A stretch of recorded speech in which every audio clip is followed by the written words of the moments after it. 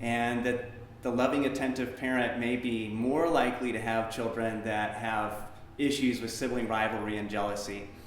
And that loving and attentive parents often feel ambivalent or angry and confused and ineffective in the face of sibling rivalry, which can be confusing, and it can get in the way of effectively helping your children learn the skills they need to negotiate their conflicts without hurting. One of the first skills we're going to talk about that are teachable when you're dealing with issues of sibling rivalry is teaching emotional control. That's just all part of our day, and we're going to have a really good day today.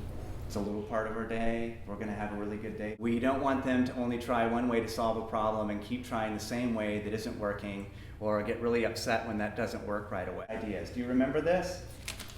Mm-hmm. So what were the ideas that you guys came up with?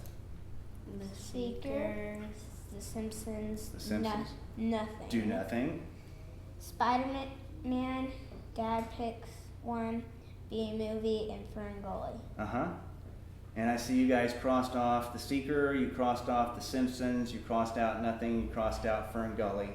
You put Maybe. Somebody put Maybe by Spider-Man, and Dad Picks One in the B-Movie. Who put that? Me. You did? Yeah. And I wrote everything. you did? Mm-hmm. And then what did we finally end up doing? Cheaper by the dozen. Oh yeah, Cheaper by the Dozen. Talk about sibling rivalry. I love that movie. Thank you. If one kid is really into an activity and the other one doesn't have anything to do, the one with nothing to do may start pestering. They may start teasing or provoking just out of boredom, because it's fun and funny to watch your brother freak out. I know that's mean, but that's the way it goes. So there's a need for belonging and connectedness. Some of the ways that you can help your kids meet that need is to listen to them with your full attention. To put your magazine aside, or your thoughts aside, or your work aside. That when you are teaching with punishment, you are teaching them to punish. So if you hurt them for violating the rules, they're going to go hurt their siblings for violating their idea of the rules.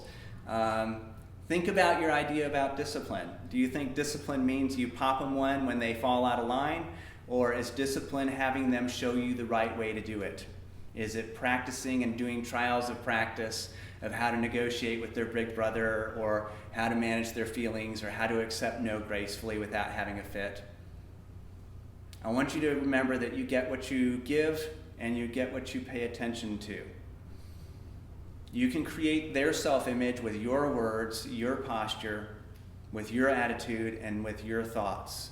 So be mindful of the tremendous creative power you have with your children, and do not give in to the enemy of fear. Think about this. What percentage of kids have you known that didn't eventually get better? You know, we have it programmed in our DNA. For the most part, we grow and develop maybe in spite of our parents, right? So trust in that process, trust in yourself, trust in your kids, and communicate that you have faith in their ability to work things out and figure it out on their own, and they'll show it back to you.